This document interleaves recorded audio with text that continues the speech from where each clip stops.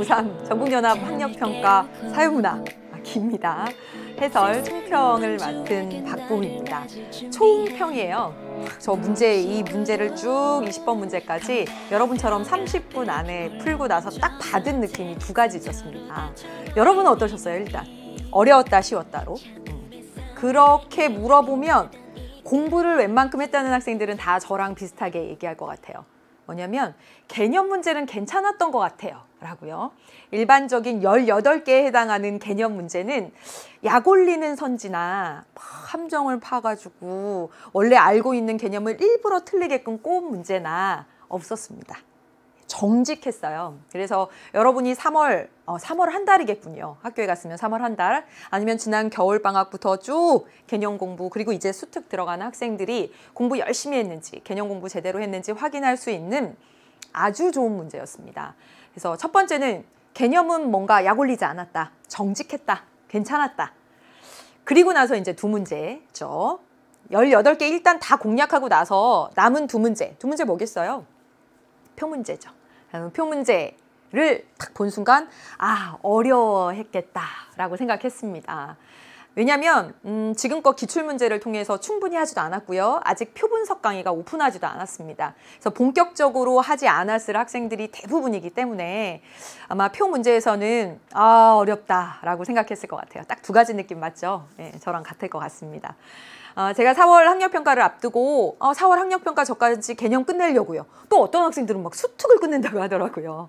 너무 빨리 가는 겁니다. 그리고 나면 막 할 거 없어요. 그러다 띄엄띄엄 공부하게 되면 오히려 페이스를 잃습니다. 조금씩 계속하는 게 맞거든요. 그래서 아무튼 4월 학력평가까지 막 그 개념을 끝내겠다고 하는 학생들에게 절대 서둘지 말라고 했습니다. 모의고사를 벼락치기 할 필요가 하나도 없다라고 얘기를 했어요. 제가 모의고사를 벼락치기 할 필요가 없다고 얘기한 것은 그냥 모의고사 너무 스트레스 받지 마. 그냥 성적이 들어가는 거 아니잖아. 이 뜻은 아닙니다. 뭐냐면 장기적으로 수능까지 봤을 때 이 모의고사 때문에 후루룩 빨리 한번 보고 그걸 끝냈다고 착각할 수 있기 때문이에요. 그러면 수능 점수가 결과적으로 잘 나올 수 없기 때문에 하는 데까지 제대로 꼼꼼하게 하고 시험 쳐라 라고 말하는 것뿐입니다. 그래서 이 모의고사지만 이 모의고사 칠 때는 여러분이 4단원까지 공부를 했건 3단원까지 공부를 했건 아니면 마지막 한 단원을 못 했건 어쨌든 간에 실전처럼 보는 겁니다. 실전처럼.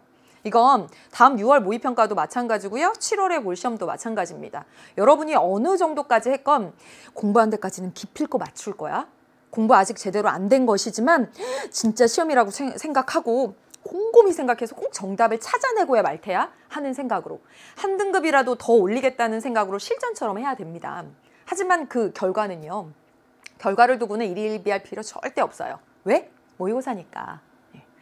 진짜 중요한 것은 이제 실전처럼 최선을 다해서 쥐어짜서 마지막 시간 보고 난 다음에 점검을 꼼꼼하게 하는 겁니다. 이렇게 총평도 듣고요. 앞으로 어떻게 공부할지에 대해서도 점검해 가고요. 그게 진짜 중요한 겁니다.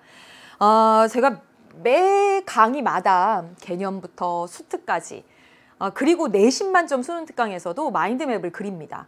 단원별로 출제되는 핵심 포인트를 그리죠. 그렇죠? 그리고 단원별로 출제 빈도표를 여러분에게 수능 특강에서 개념에서 보여드렸습니다. 그 범위를 벗어나질 않아요. 제가 뭐 찍신이어서 막 쪽집게여서 이건 안다, 이건 조금 덜 난다 이렇게 말하는 게 아니라 그간의 출제 빈도가 보여주고 있는 겁니다. 4월 학평도 다르지 않아요.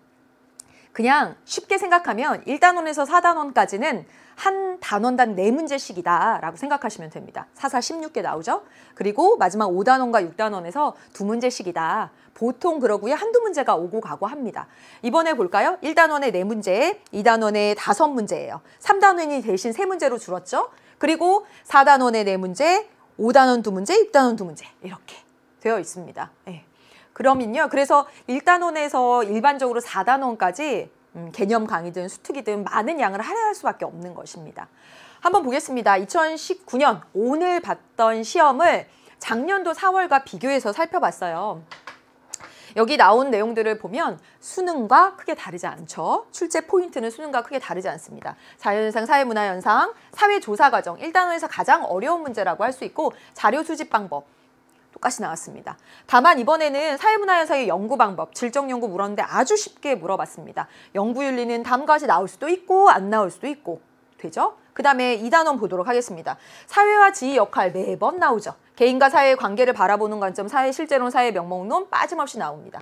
일탈이론 역시 마찬가지고요. 사회 집단과 사회 조직 마찬가지입니다. 관료제와 탈관료제. 얘가 좀 특징이에요.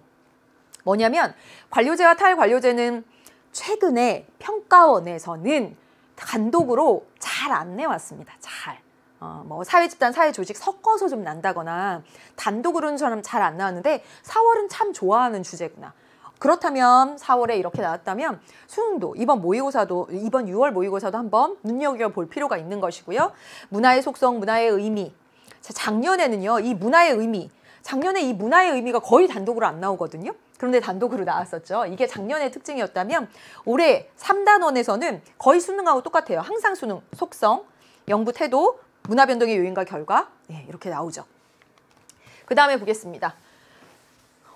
오늘 봤던 시험의 또 특징적인 것은 무엇이었냐면 원래 계급론과 계층론 또 사회 불평등 현상을 보는 관점 이 둘 중에 하나가 보통 나는 추세입니다. 그런데 두 개 다 출제가 됐다는 거. 뭐 계층구조 표 분석 문제야 말할 것도 없고요.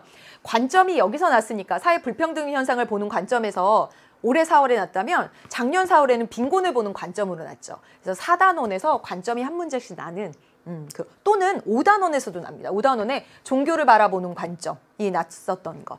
그래서 이 사회 문화 현상을 보는 관점은 1단원에서 이론을 배우지만 막상 출제되는 건 빈곤을 보는 관점이든 종교를 바라보는 관점이든 여기 불평등을 바라보는 관점이든 이렇게 뒷단원에서 배치가 됩니다. 확인했고요. 그리고 오늘 시험에 또 특이한 점 하나는 무엇이냐면 여기 사회 서비스입니다. 이 사회 서비스 그리고 또 하나 이거 정보 격차와 관련해서 이 기존에 평가원에서 나는 스타일은 우리나라의 사회보장제도, 사회 서비스까지 해서 보통은 사실은 사회보험과 공공구조를 비교하는 그런 식이었죠. 그쵸? 그런데 사회 서비스가 단독으로 나왔고 이 사회 서비스 단독으로 나온 그 사례 역시 수능 특강에서 그대로 배웠던 내용이에요. 자료가 나왔던 내용입니다. 그리고 여기 정보격차 미리 해보자면 이 정보격차가 표로 이렇게 나올 수도 있는 주제고요. 작년에는 그랬습니다. 쉬운 표 문제였어요. 올해 표 문제에 비하면. 이 정보격차가 오늘 봤던 시험에서는 매우 쉬운 문제로 나왔습니다. 이것도 일반적인 평가원 스타일로 나왔던 방식은 아니었기 때문에 이 두 문제를 특이한 문제로 말씀을 드립니다.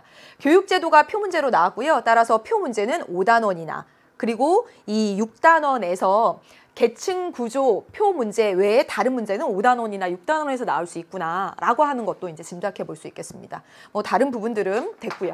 그래서 전체적으로 정리를 해보면 이 사회 서비스와 정보 격차 문제 쉬웠죠. 쉬웠는데 그동안 나온 스타일은 아니었다라고 하는 거. 또 하나 관료제와 탈관료제 문제가요. 원래 관료제, 탈관료제 내용 자체가 안 어려워요. 그런데 문제 유형이 조금 새로워서 이게 뭐지? 라고 생각했을 학생들도 있었겠다라고 하는 것이고 어렵게 출제된 건 처음에도 얘기했지만 뭐였어요? 표 문제였습니다. 그래서 나머지 18문제를 별로 어려움 없이 풀었다고 한다면 이제 표 문제에 집중해야 될 때가 되고요. 물론 나머지 18문제 이거 놓치고 가면 안 되니까 물론 꾸준히 해야 되겠지만 다른 거 됐다라는 생각이 들면 이제 표 문제를 할 차례가 됩니다. 물론 수능 특강 하고 나서 해도 늦지 않습니다, 여러분. 그리고요. 난이도를 비교해 본다면 작년에 봤던 4월 시험보다는 조금 어려웠다는 생각이 들어요. 왜냐하면 표 때문에 그렇습니다. 표 때문에. 지난 3월 문제보다도 좀 어려웠다는 생각이 듭니다. 왜요? 표 때문에 그렇습니다. 다른 문제는 정직했다라고 하는 거 계속 말씀을 드립니다. 그래서 고난도 문제는 역시 표 문제가 되고 그래서 제가 오늘 이 4월을 끝내고 나서 여러분에게 말하고 싶은 것은 이제 두 가지입니다. 하나는 제가 18문제 개념 문제에 대해서는 정직했다. 함정에 빠뜨린 거 없었다. 라고 얘기했는데 선생님 저 근데도 틀렸는데요. 저 생각이 안 나더라고요. 그게 정상입니다. 저는 진짜 말도 못하게 많이 사회문화를 봤으니까 이거 정직하게 냈구나. 척척척 보이는데 여러분 이제 개념으로 한 번 했거나 개념으로 한 번 한 상태에서 수능 특강 한 번 정도 하거나 아니면 그도 다 안 됐을 수 있어요. 따라서 저는 개념 문제가 쉬웠다고 하더라도 여러분은 틀릴 수 있고요. 틀려야 다시 한번 보고 여러분 것이 됩니다. 그래서 제가 모의고사 볼 때마다 여러분에게 하는 말이 있어요. 자꾸 틀려야 된다. 라고요. 예. 실전처럼 보되 실수도 하고 생각도 안 나고 하면서 자꾸 틀려야 됩니다. 그걸 여러분에게 꼭 말해주고 싶었고요. 그리고 이제 슬슬 표를 해야 되나? 이런 생각이 들 거예요. 예, 표 분석 강의가 오픈하기도 할 텐데 절대 서두르지 마세요. 18개 다 하고 이거 빠른 속도로 할 거야. 빠른 속도로 한다고 되는 거 아닙니다. 차근차근 단계를 밟아가면서예요. 네. 아무튼 여기까지 해서 총평을 다 마쳤고요. 여러분에게 꼭 마지막으로 드리고 싶은 말 이거예요. 자꾸 틀려야 여러분 것이 됩니다. 등급에 연연하지 마시고요. 어떻게 얘를 다시 한번 꼼꼼히 살펴볼지 마음 다잡으시고 저와 함께 한 문제 한 문제 꼼꼼히 설명해 드리는 해설 강의에서 만나도록 해요. 네, 1번 문제부터 보러 가도록 하겠습니다. 가시죠.